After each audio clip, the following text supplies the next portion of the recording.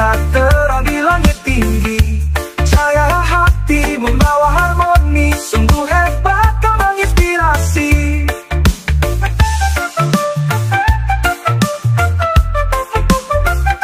Langkahnya penuh dengan arti, jejaknya abadi bagai puisi, mengalun lembut dalam harmoni. Gadis Jawa yang penuh energi. Dari desa kecil hingga kota besar, namanya terukir indah tak pudar. Kemanapun pergi ia selalu benar, membawa cinta dalam setiap radar. Oh Niken Salindri, bintang bersinar terang di langit tinggi.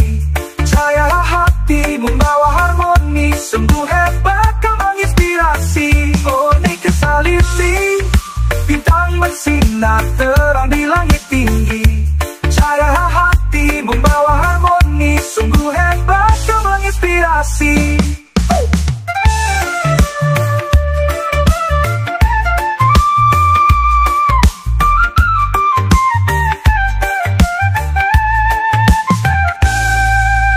Niken Salindri, bintang bersinar terang di langit tinggi.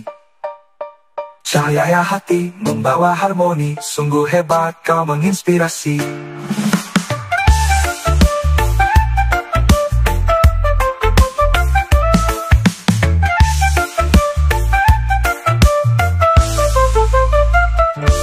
Nada yang kutinggalkan. Di sebuah kota kecil yang hangat, berdiri sebuah sanggar seni sederhana bernama Suara Laras. Di balik temboknya yang mulai pudar, ada seorang wanita yang setiap pagi datang lebih dulu dari siapapun. Niken, guru vokal yang dikenal tegas, namun penuh kasih. Dulu, Niken adalah penyanyi terkenal.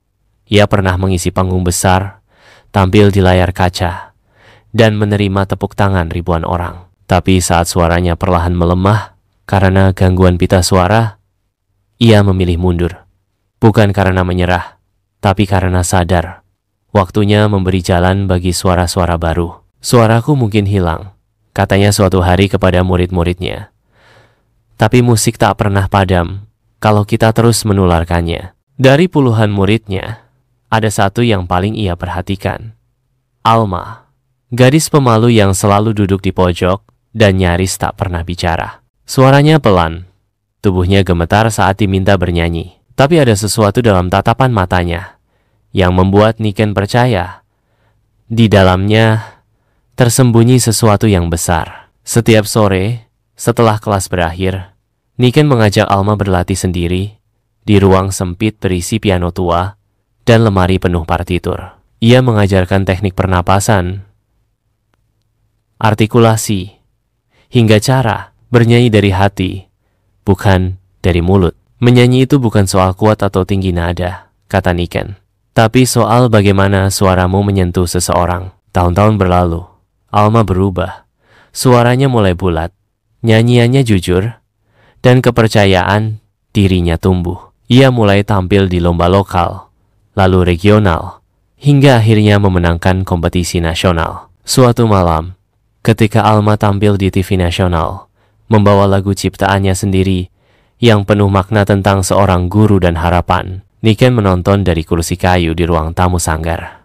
Matanya berkaca-kaca saat Alma berkata dalam pidatonya, "Saya takkan bisa berdiri di sini tanpa Ibu Niken, yang mempercayai suara saya bahkan sebelum saya mempercayainya sendiri." Keesokan harinya, banyak yang datang ke sanggar ingin belajar vokal. Tapi Niken hanya tersenyum dan mengangkat tangan. Sekarang giliran Alma yang mengajar, katanya. Aku sudah menanam benih, kini mereka yang menumbuhkan hutan. Tamat.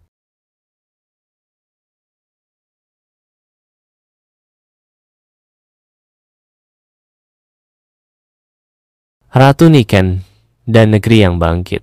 Dahulu kala, di lembah subur bernama Mandarajaya, hiduplah seorang gadis bernama Niken. Ia lahir dari keluarga petani miskin yang hidup bersahaja. Setiap hari, ia membantu ibunya menanam padi, memberi makan ayam, dan membaca kitab tua milik ayahnya yang dahulu, seorang juru tulis kerajaan.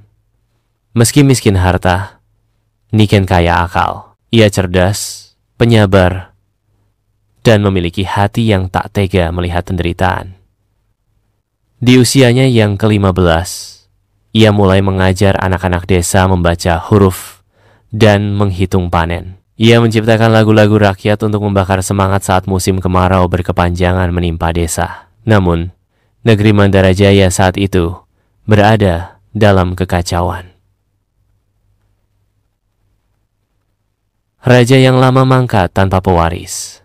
Para bangsawan saling berebut tahta, rakyat menderita, sawah tak terurus, pasar sepi, dan hukum dijual kepada yang kaya. Suatu malam, dalam mimpi, Niken melihat leluhur perempuan berselendang emas berkata padanya, "Bangkitlah, Niken. Jagalah tanah ini bukan dengan pedang, tapi dengan kasih, suara, dan keadilan." Keesokan harinya, Niken mengumpulkan rakyat desa. Ia mengajak mereka membangun irigasi sendiri, membentuk lumbung pangan bersama, dan menolak membayar pajak pada para bangsawan rakus. Lama-lama, suaranya menggema ke penjuru negeri. Desa-desa lain ikut bergabung.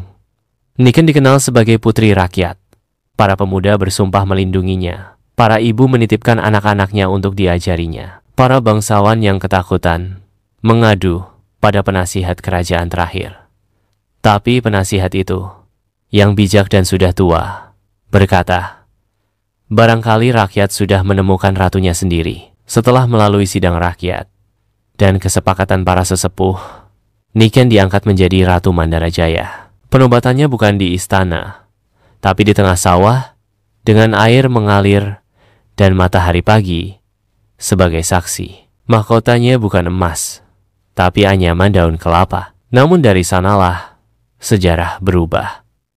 Sebagai ratu, Niken membuka sekolah di tiap dusun, membebaskan tanah untuk para petani, dan menetapkan pasar rakyat tanpa pungutan. Ia menyanyikan tembang Jawa di alun-alun, bukan untuk hiburan, tapi untuk mengingatkan, negeri ini bukan milik siapa-siapa, kecuali kita bersama. Mandarajaya berubah menjadi negeri makmur dan damai. Saat ratu meninggal puluhan tahun kemudian, rakyat tak menangis histeris, melainkan berdiri hening, menyanyikan tembang yang ia ajarkan di masa kecil. Ratu lahir bukan karena darah, tapi karena hati yang bersinar terang saat yang lain memilih gelap. Dan sampai kini, di setiap desa Mandarajaya, patung Ratu Niken berdiri bukan sebagai lambang kekuasaan, tapi simbol pengabdian dan cinta sejati. Tamat.